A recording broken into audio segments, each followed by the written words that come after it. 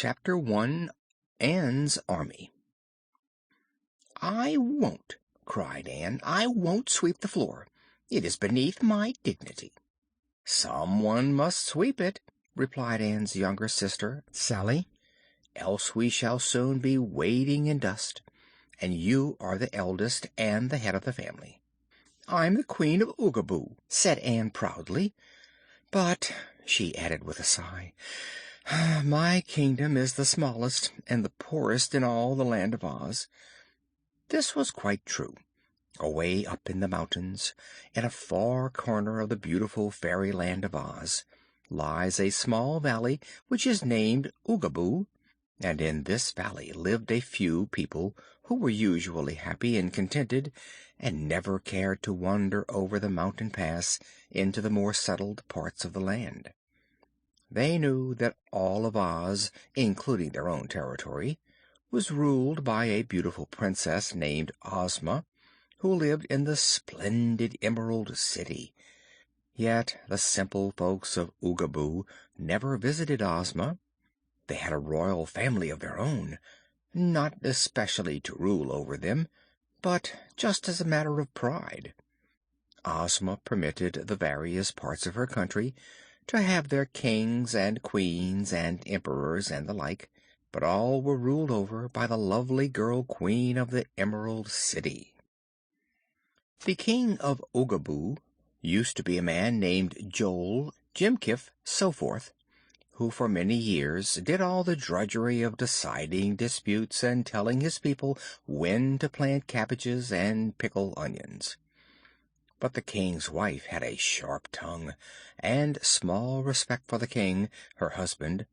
Therefore, one night, King Jol crept over the pass into the Land of Oz, and disappeared from Oogaboo for good and all. The queen waited a few years for him to return, and then started to search for him, leaving her eldest daughter, and so forth, to act as queen. Now, Anne had not forgotten when her birthday came, for that meant a party and feasting and dancing, but she had quite forgotten how many years the birthdays marked. In a land where people live always, this is not considered a cause for regret, so we may justly say that Queen Anne of Oogaboo was old enough to make jelly, and let it go at that. But she didn't make jelly or do any more housework than she could help. She was an ambitious woman, and constantly resented the fact that her kingdom was so tiny and her people so stupid and unenterprising. Often she wondered what had become of her father and mother out beyond the pass in the wonderful Land of Oz, and the fact that they did not return to Oogaboo led Anne to suspect that they had found a better place to live. So, when Sally refused to sweep the floor of the living room in the palace, and Anne would not sweep it either, she said to her sister, "I'm going away. This absurd kingdom of Oogaboo tires me." "Go if you want to," answered Sally, "but you are very foolish to leave this place." "Why?" asked Anne. "Because in the Land of Oz, which is Ozma's country, you will be a nobody, while here you are a queen." "Oh, yes, queen over 18 men, 27 women, and 44 children," returned Anne bitterly. "Well, there are certainly more people than that in the great Land of Oz," laughed Sally. "Why don't you raise an army and conquer them, and be Queen of all Oz?" she asked, trying to taunt Anne, and so to anger her. Then she made a face at her sister, and went into the back yard to swing in the hammock. Her jeering words, however, had given Queen Anne an idea. She reflected that Oz was reported to be a peaceful country, and Ozma a mere girl who ruled with gentleness to all, and was obeyed because her people loved her.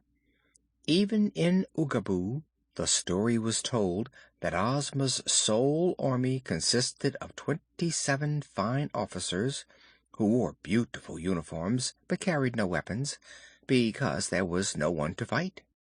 Once There had been a private soldier besides the officers, but Ozma had made him a captain general and taken away his gun for fear it might accidentally hurt someone. The more Ann thought about the matter, the more she was convinced it would be easy to conquer the Land of Oz and set herself up as ruler in Ozma's place, if she but had an army to do it with. Afterward she could go out into the world and conquer other lands, and then perhaps she could find a way to the moon and conquer that. She had a warlike spirit that preferred trouble to idleness. It all depended on an army, Ann decided. She carefully counted in her mind all the men of her kingdom. Yes, there were exactly 18 of them, all told.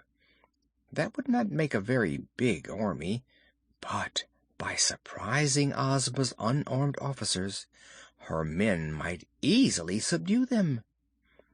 Gentle people are always afraid of those that bluster, Ann told herself. I don't wish to shed any blood, for that would shock my nerves and I might faint. But if we threaten and flash our weapons, I am sure the people of Oz will fall on their knees before me and surrender. That argument, which she repeated to herself more than once, finally determined the Queen of Oogaboo to undertake the audacious venture. Whatever happens, she reflected, can make me no more unhappy than my staying shut up in this miserable valley and sweeping floors and quarreling with Sister Sally, so I will venture all and win what I may. That very day she started out to organize her army. The first man she came to was Joe Apple, so called because he had an apple orchard. "Joe," said Ann, "I am going to conquer the world, and I want you to join my army." "Don't ask me to do such a fool thing, for I must politely refuse your Majesty," said Joe Apple. "I have no intention of asking you. I shall command you, as Queen of Oogaboo, to join," said Ann. "In that case, I suppose I must obey," the man remarked in a sad voice. "But I pray you to consider that I am a very important citizen, and for that reason am entitled to an office of high rank." "You shall be a general," promised Ann. "With gold epaulets and a sword?" he asked. "Of course," said the Queen. Then she went to the next man, whose name was Joe Bunn, as he owned an orchard where graham buns and wheat buns in great variety, both hot and cold, grew on the trees. "Joe," said Ann, "I am going to conquer the world, and I command you to join my army." "Impossible!" he exclaimed. "The bun crop has to be picked." "Let your wife and children do the picking," said Ann. "But I'm a man of great importance, your Majesty," he protested.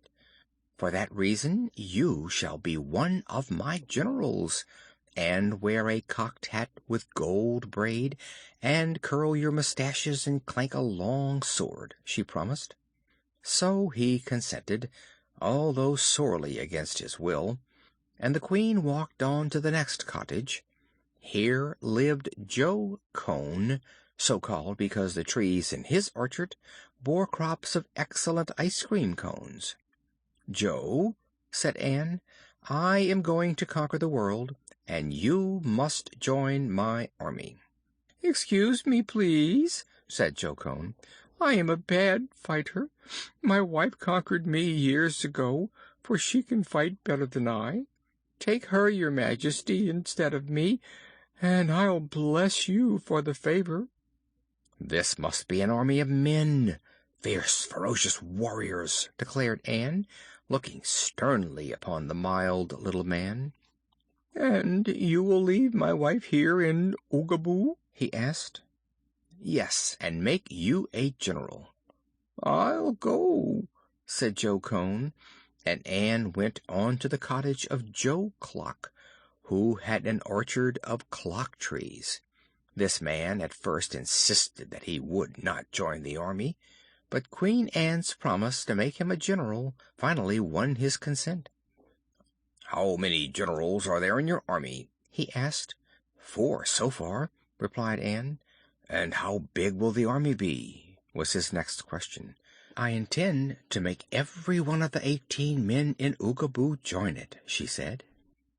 "Then 4 generals are enough," announced Joe Clock. "I advise you to make the rest of them colonels." Anne tried to follow his advice. The next 4 men she visited, who were Joe Plum, Joe Egg, Joe Banjo, and Joe Cheese, named after the trees in their orchards, she made colonels in her army, but the 5th one, Joe Nails, said colonels and generals were getting to be altogether too common in the army of Oogaboo, and he preferred to be a major.